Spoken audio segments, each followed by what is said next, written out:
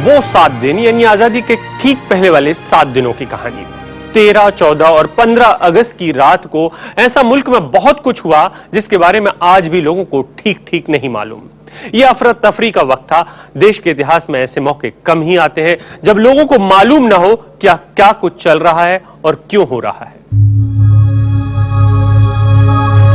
11 अगस्त की रात गुजर चुकी थी। वॉइस राय अपने स्टाफ से पहली बार कह रहे थे कि इतना व्यस्त समय ब्रिटिश राज ने शायद ही कभी देखा हो। तारीखें तेजी से बदल रही थी।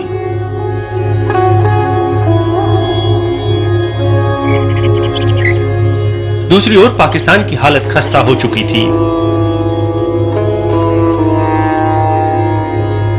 यहां अब भी लोगों को सरकार की तलाश थी।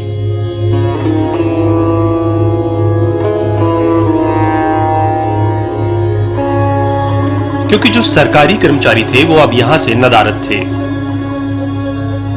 14 अगस्त का पाकिस्तान, खासतौर से कराची और दूसरा बड़ा शहर था लाहौर, एकदम इससे पट गया था मुहाजिर से।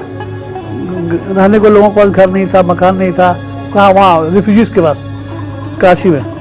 और खाने को नहीं था, बहुत तकलीफ थी। लोग टेंट में थे, लोग इधर उधर रह रहे थे। अच्छे अच्छे गवर्नमेंट ऑफिस का पता नहीं था कुछ। भारत से माउंटबेटन 13 तारीख को ही कराची के लिए उड़ गए।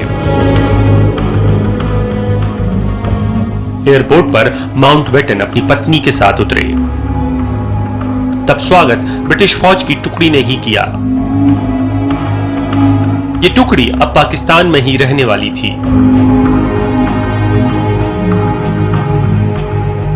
जिन्ना और फातिमा ने माउंटबेटन का स्वागत कराची एयरपोर्ट पर नहीं बल्कि गवर्नमेंट हाउस के बाहर किया। पाकिस्तान अपनी आजादी से अब सिर्फ एक दिन दूर था। तैयारियां जोरों पर थीं। गवर्नमेंट हाउस को बिल्कुल दुल्हन की तरह सजाया गया। ब्रिटेन के पत्रकारों ने शानो शौकत पर लिखा कि यह बिल्कुल किसी हॉलीवुड सिनेमा की सेट की तरह है।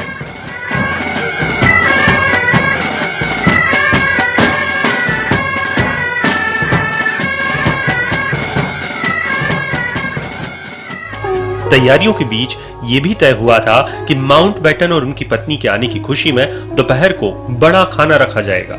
लेकिन 13 तारीख की सुबह ही ये सब प्लान बदलना पड़ गया। रमजान का महीना था तो लोगों को पता नहीं था कि दिन को फंक्शन करेंगे तो चाय वाय सब होगा, खाना पीना तो होगा ना, तो कैसे करेंगे? लोग रोजा रखेंगे। तो वो सब बताया गया जीना को रोजे का दिन है, सो इसको टाल दीजिए वक्त। तब उन्होंने उसको टाल दिया, वक्त टाल दिया। अब तय हुआ कि नए पाकिस्तान के आला अफसर नेता 13 तारीख की रात में जश्न मनाएंगे।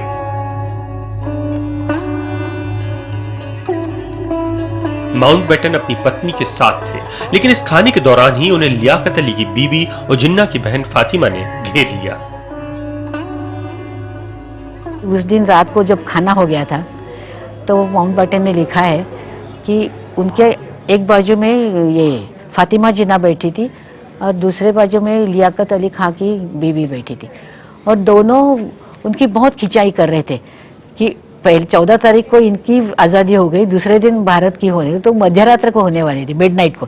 तो बोलते देखो उन्होंने शगुन निकाला, मध्यरात्रि का निकाला, ये क्या है नेहरू, इतना मतलब अंधश्रद्धा कैसे हो गया वगैरह। रात के इसी खाने में जिन्ना अलग थलग नजर आए। वो चुप थे। तभी लियाकत अली और लीग के दूसरे नेताओं ने जिन्ना से दरख्वास्त की कि वो अपने भाषण का वो हिस्सा पढ़ दें जो उन्होंने 11 अगस्त को कॉन्स्टिट्यूएंट असेंबली में दिया था। वजह थी कि इस रात्रि भोज में पूरी दुनिया से आए पत्रकार और डिप्लोमेट्स भी थे। जिन्ना ने सबका शुक्रिया अदा किया और बार बार भारत के लिए हिंदुस्तान शब्द का इस्तेमाल करते रहे। जिन्ना के बारे में कहा जाता है कि वो इंडिया या भारत शब्द अपनी जबान पर लाते ही नहीं थे। ठीक इसी वक्त में पाकिस्तान के कायदे आजम को लग रहा था कि आजादी के वक्त बुरी खबरें उनका पीछा कर रही हैं।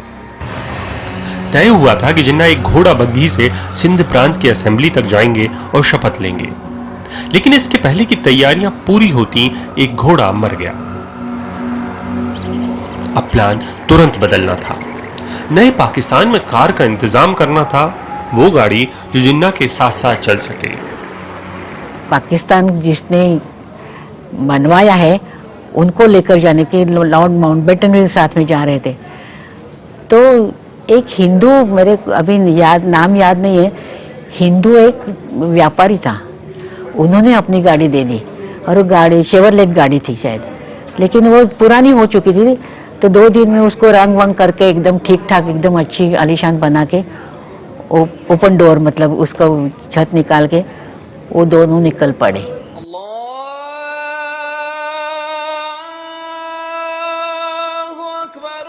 14 तारीख की सुबह जिन्ना तैयार थे।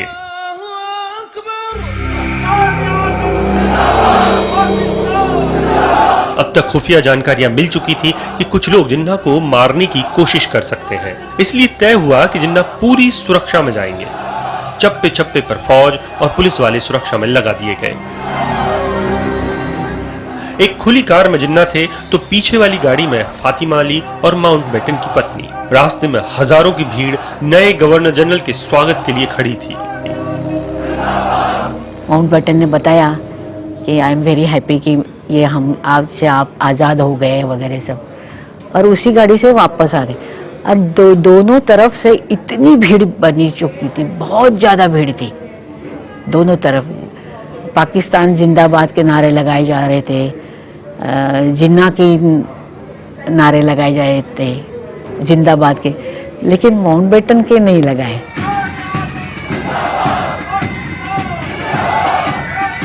जिन्ना का काफिला भारी भीड़ के बीच सिंध की असेंबली तक पहुंचा। अगले कुछ वक्त के लिए यही पाकिस्तान की पार्लियामेंट थी। अब पाकिस्तान के गवर्नर जनरल को शपथ लेनी थी।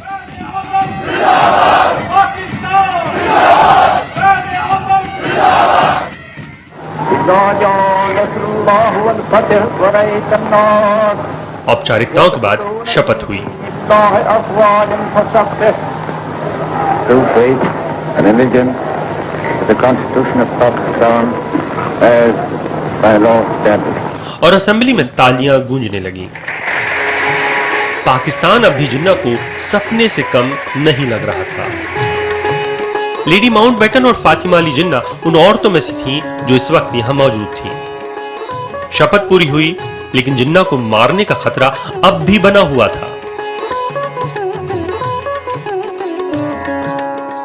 अब माउंटबेटन और पुलिस वालों ने तय किया कि वापसी खुली कार में नहीं होगी, क्योंकि खतरा टला नहीं था। माउंटबेटन और जिन्ना एक ही कार में सवार हुए, लेकिन दोनों एक दूसरे से बोले नहीं। ये 3 मील का रास्ता कार से 30 मिनट में तय करना था, लेकिन भीड़ और भय के बीच ये रास्ता बहुत लंबा लग रहा था। माउंटबेटन चाहते थे कि जिन्ना सही सलामत अपने घर पहुंच जाए। रास्ते में नए वतन की खुशियां मनाने वाले भी थे कि अचानक से एक पूरा रास्ता खाली मिला। यहां कोई नहीं था। कार जब गवर्नर हाउस पहुंची तो माउंटबेटन की सांस में सांस आई, लेकिन तभी जिन्ना ने माउंटबेटन के लिए एक नई कहानी ही गढ़ डाली। और जब वापस आ गए दोनों, तो जिन्ना ने माउंटबेटन को बताया कि thank God I have brought you back safely.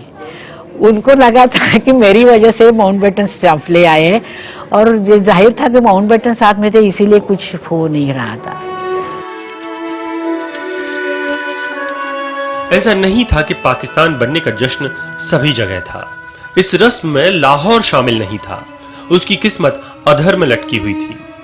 एक बड़ा तबका मानकर चल रहा था कि सिख आबादी और उनकी जमीन भारत में आ जाएगी। उन्हें अब तक सही सही मालूम नहीं था कि आखिरकार वो जाएंगे कहां।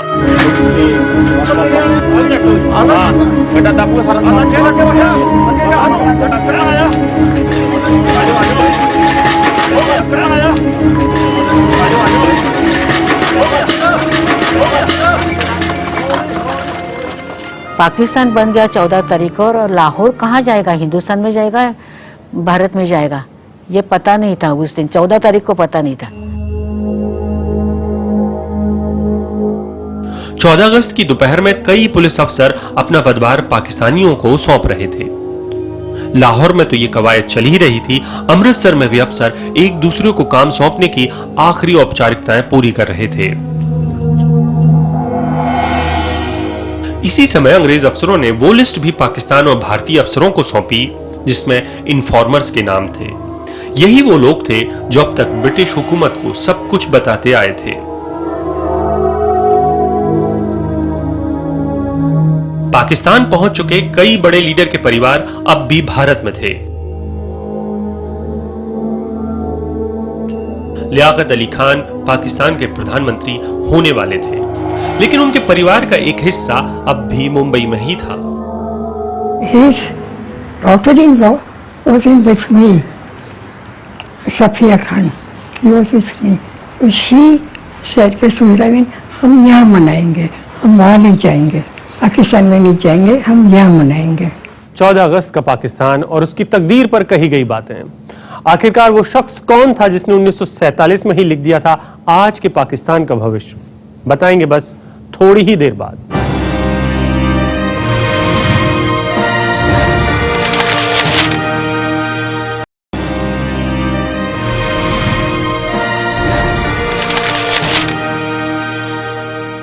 आप देख रहे हैं वो 7 दिन यानी 15 अगस्त के ठीक पहले वाले दौर की कहानी। इस कहानी में कई पेच हैं, कई राज हैं और कई सवाल।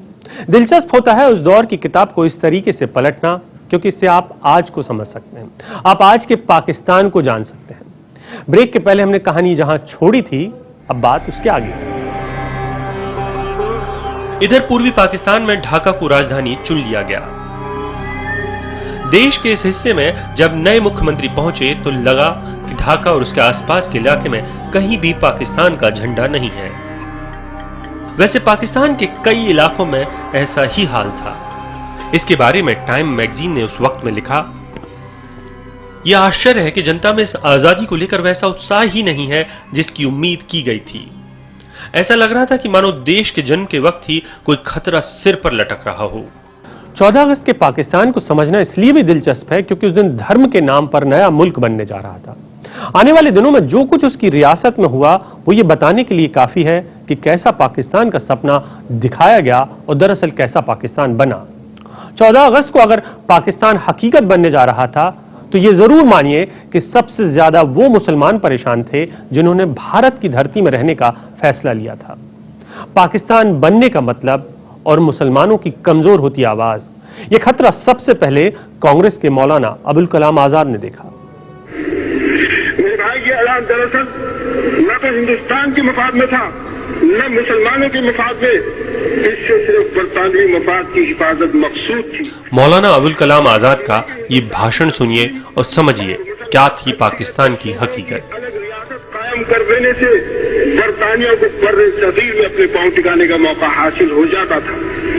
एक ऐसी रियासत जिसमें मुस्लिम लीग के नाम से बरतानिया के पसंदीदा अफराद बरसरे इख्तियार आ जाएंगे, मुस्तकिल तौर पर बरतानिया के ज़ेरे असर रखी जा सकती थी और इसका असर हिंदुस्तान के रवैये पर भी पड़ना लाजमी होगा। हिंदुस्तान जब ये देखेगा कि पाकिस्तान में अंग्रेजों का असर है तो वो अपने यहाँ भी अंग्रेजों के मफाद का लिहाज रखेगा।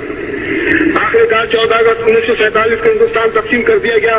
पाकिस्तान और हिंदुस्तान की 2 आजाद रियासतें वजूद में आ गई जो यकसा तौर पर बरतानवी कॉमनवेल्थ की मेंबर बनने पर राजी हो गई और फिर मेरे बदतरीन खदशात सही साबित होने लगे।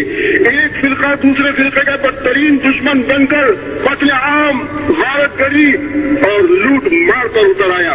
खून की लकीरों के साथ 2 मुल्कों की सरहदें खिंच जाने लगी और अफसोस ये मुसलमान तकसीम दर तकसीम होकर रह गए। मौलाना आजाद को पाकिस्तान बनने के बाद जो डर थे वो चंद महीनों में ही सच साबित होते गए। पाकिस्तान के नाम से जो नई रियासत वजूद में आई है जिसमें बरतानिया के पसंदीदा अफराद का बरसरे इख्तियार तबका वो है जो बरतानवी हुकूमत का परवरदा रहा है। इसके तर्ज अमल में खिदमत खल्क और कुर्बानी का कभी कोई शायबा नहीं रहा है और सिर्फ अपने जाती मुफाद के लिए ये लोग पब्लिक के कामों में शरीक होते रहे हैं और पाकिस्तान के कयाम का सिर्फ एक ही नतीजा निकला है कि बर्रे सगीर में मुसलमानों की पोजीशन कम हो ही गए हैं।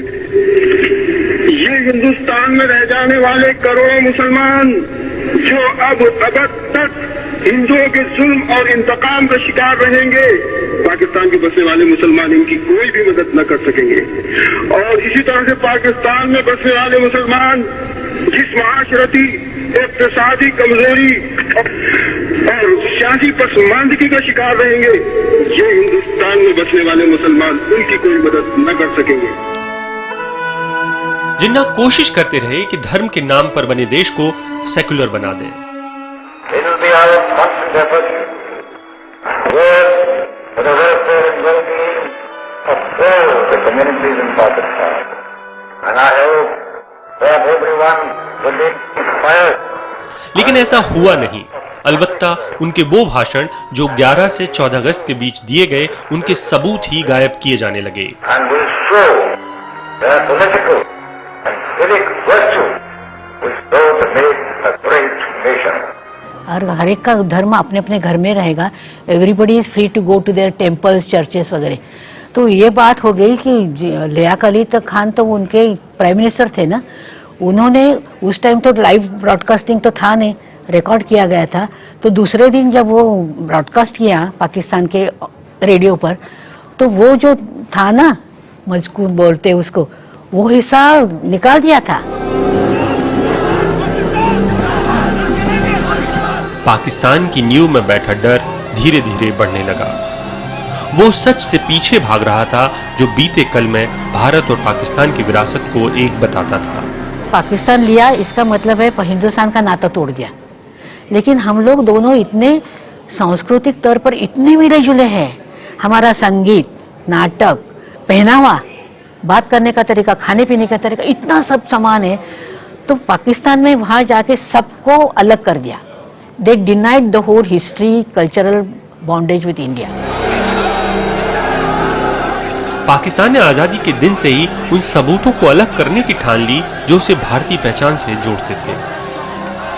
हम अफगानिस्तान में थे, वहां उस्ताद सहरान करके मिले थे हमको। वो पटियाला घराने के, पाकिस्तान होने के बाद वो कराची चले गए। तो वहां जाते ही उनको कराची का रेडियो स्टेशन का डायरेक्टर बना दिया। और पहला उनको जो हुक्म आया तो वो बोला कि ये सारे जो संगीत के राग है ना, दुर्गा, भीमपला, शंकरा, ये उनके नाम बदल दो। अभी वो खुद हमको बता रहे हैं, I am telling my own experience.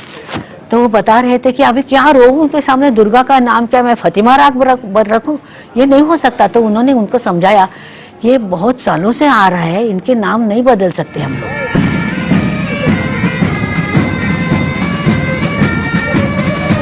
14 अगस्त को नए पाकिस्तान का जन्म हो चुका था। लेकिन इस बीच पाकिस्तान की बागडोर जिन्ना के हाथों से निकलकर उन लोगों के पास आ रही थी जो अब तक अंग्रेजों के साथी थे।